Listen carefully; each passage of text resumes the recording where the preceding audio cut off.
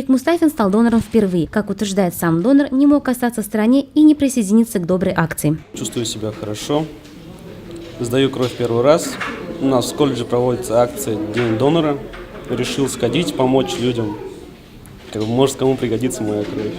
Желающих сдать кровь было много, однако не все могут им стать. Кровь сдавать можно, если уже есть 18, вы здоровы и весите не менее 50 килограмм. Все участники проходят предварительное обследование, заполняют анкеты, врачи определяют группу крови, резус-фактор, уровень гемоглобина, физическое состояние. И если же все отлично, то, пожалуйста, вот вы и донор.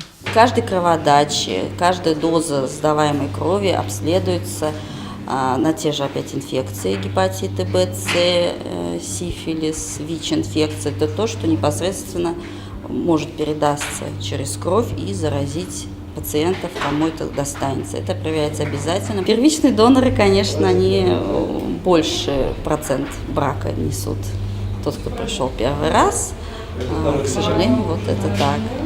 Сергей Иванов – почетный донор. Кровь он начал сдавать с 92 года. Она у него редкая, 4-я группа, резус положительный. Как утверждает сам Сергей Александрович, приятно осознавать, что твоя кровь кому-то поможет спасти жизнь. Да и после донации крови самочувствие всегда прекрасное.